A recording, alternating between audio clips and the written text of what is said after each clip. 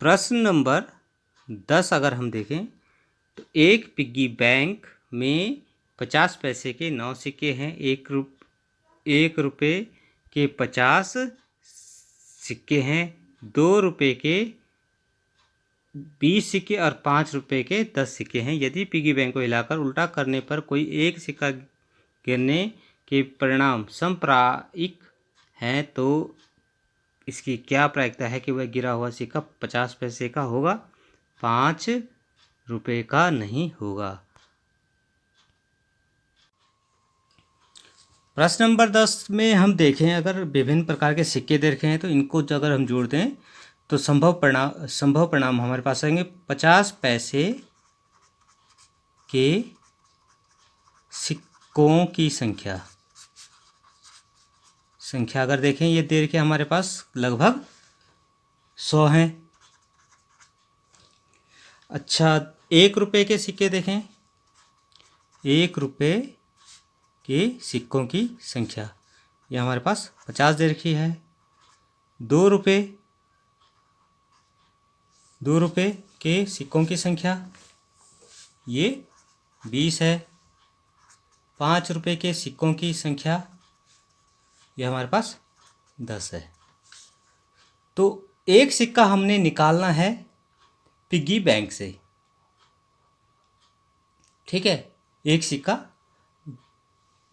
हिलाना है piggy bank को और हिलाकर उल्टा करने पर एक सिक्का गिरता है। तो वो गिरा हुआ सिक्का निकालना है कि वो 50 पैसे का होगा या 5 रुपये का होगा। 5 रुपये का नहीं होगा। इस तरह की प्रायिकता में निकालनी। तो सबसे पहले हम संभव परिणाम निकाल देते हैं। तो एक सिक्का गिरने की संभव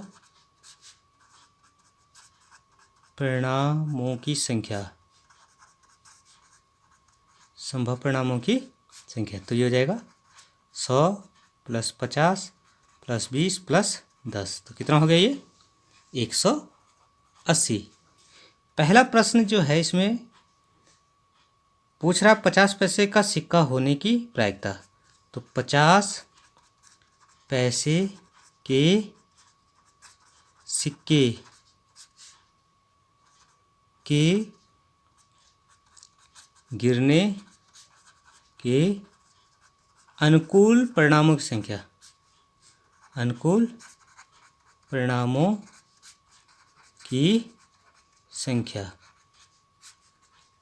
तो 50 पैसे के सिक्के जो हैं कितने हैं 100 हैं। तो अनुकूल परिणाम ये हो गए।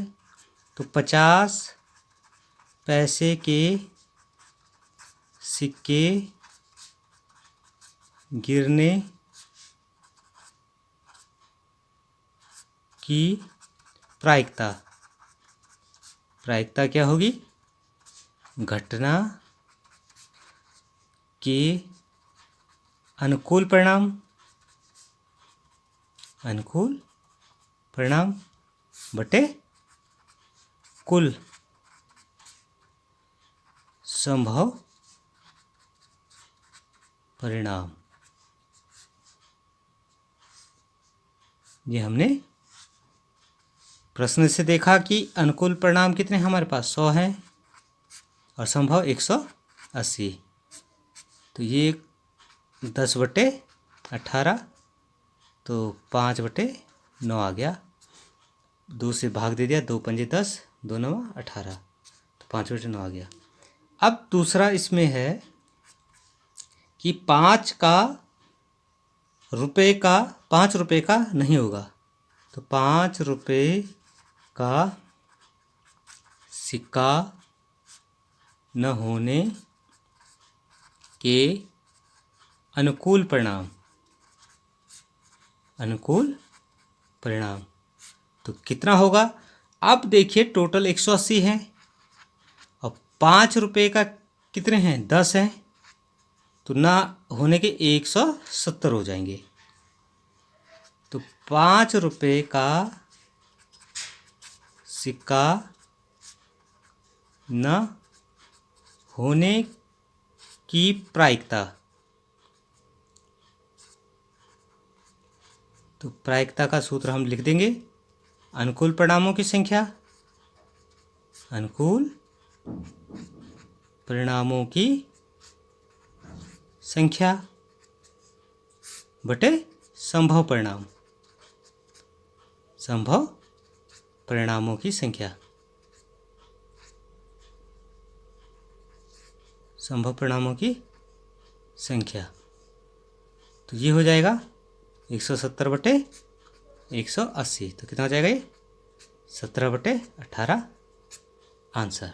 इस तरह से इन क्वेश्चंस को हम सॉल्व करेंगे।